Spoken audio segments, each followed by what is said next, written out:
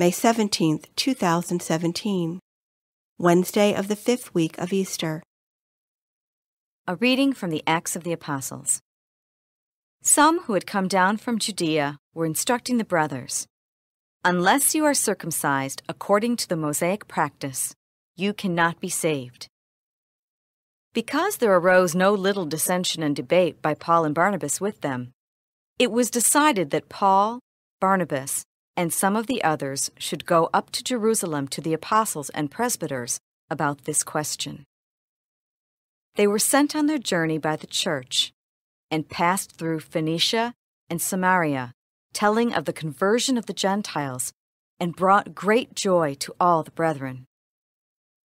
When they arrived in Jerusalem, they were welcomed by the church, as well as by the apostles and the presbyters, and they reported what God had done with them.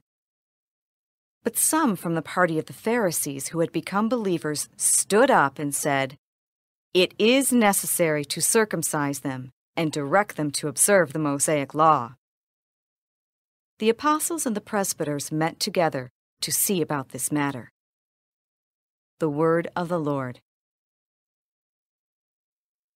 The responsorial psalm. The response is, "Let us go rejoicing to the house of the Lord. I rejoice because they said to me, 'We will go up to the house of the Lord.' And now we have set foot within your gates, O Jerusalem. Let us go rejoicing to the house of the Lord. Jerusalem built as a city with a compact unity. To it the tribes go up, the tribes of the Lord. Let us go rejoicing to the house of the Lord. According to the decree for Israel, to give thanks to the name of the Lord. In it are set up judgment seats, seats for the house of David. Let us go rejoicing to the house of the Lord."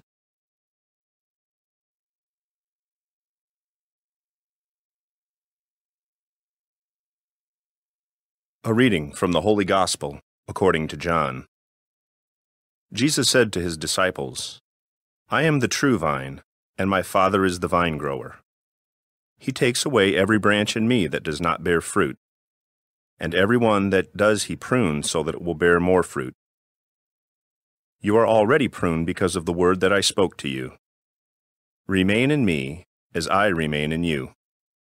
Just as a branch cannot bear fruit on its own, unless it remains on the vine, so neither can you unless you remain in me. I am the vine, you are the branches. Whoever remains in me, and I in him, will bear much fruit, because without me you can do nothing. Anyone who does not remain in me will be thrown out like a branch and wither. People will gather them and throw them into a fire, and they will be burned. If you remain in me, and my words remain in you, ask for whatever you want, and it will be done for you. By this is my Father glorified, that you bear much fruit and become my disciples." The Gospel of the Lord.